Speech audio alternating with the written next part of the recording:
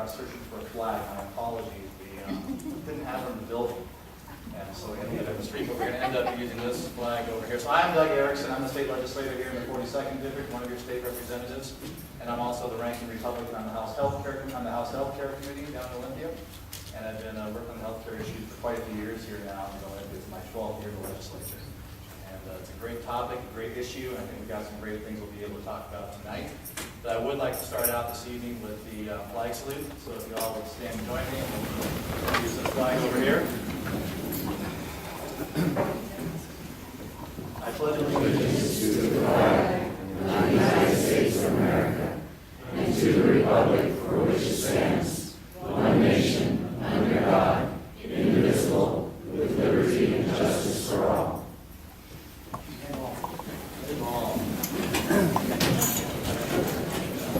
Not even going to talk about Americans today, so not going to do that. So the focus of tonight's meeting is to talk about real solutions for healthcare that we can do right here in Washington State.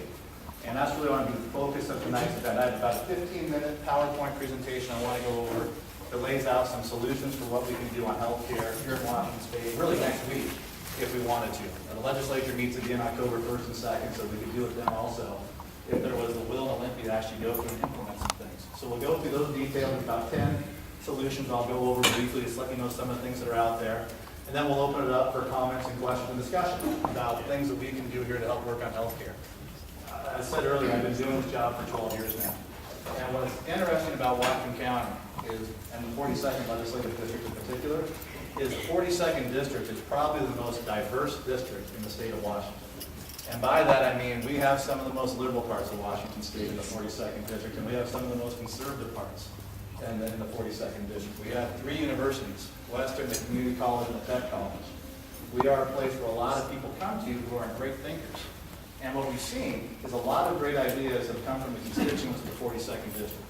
The Whatcom Alliance for Healthcare Access is a great institution that's working on real solutions for things that we can do in Olympia. From the university, from our tech schools, from the citizens, from our farmers, from our fishermen, from the timber community. We have had lots of people come down to Olympia and really impact the legislative process. And we want to continue that because I think we have a lot of good ideas up here in Whatcom County and things that we can get accomplished. So, as we there we go. Move forward on this. The first thing we did, we started putting together our 10-point plan for healthcare solutions back in January. Before this whole thing at the federal level started, before, even before the presidential elections, before things got so animated and so fired up, we put together a plan and we looked at the things that we need to do. And here were the goals that we set out. How can we lower healthcare costs? How can we make healthcare more accessible, more cost-effective to people in Washington State? How can we provide more choices for people when it comes to their health care? So you have more places to choose from, more options to choose from, more ways to try to get your health care taken care of here in Washington State, and also increase access to health care. You talk about insurance reform. I'm sure everybody in this room understands that insurance does not equate to access. Being covered by Medicaid or Medicare does not equate to a doctor saying they'll actually take you as a patient. So the access issue also has to be dealt with. And the fourth thing we said is we've got to fix the state safety net. We were coming into the last legislative session with a huge budget deficit projected, and a solution was offered up to cut the basic health plan by 40%. And we said that's not a very good idea to simply go out there and tell these people you moved on to the basic health plan, we're simply going to cut you off and cut 40% out of it. So we worked to put together a plan on how to fix it. Now, up front, I'll tell you, a lot of these ideas that we put forward did not pass the legislature last year. But now is the time, I think, that we can come back and bring these ideas back. The bills that we introduced in January are still good for 2 years. And now as more people are paying attention to healthcare, they're looking for solutions and saying, what can we do at the state level? I think these ideas that we're going to talk about here are very timely.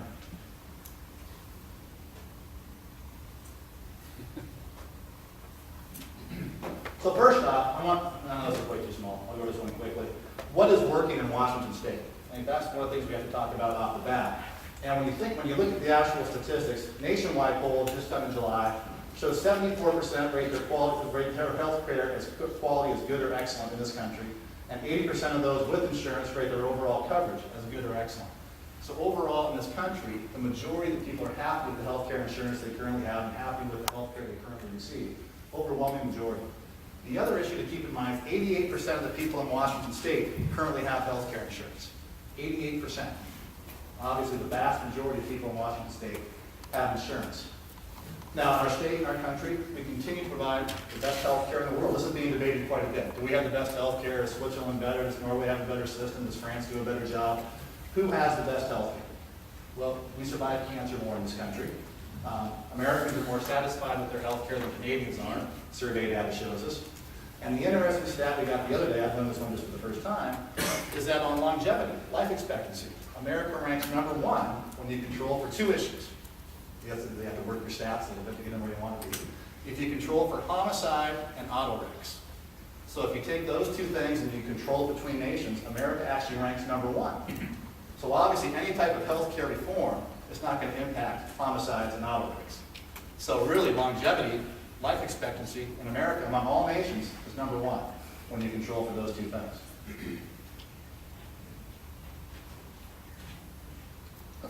Now, we understand the problem.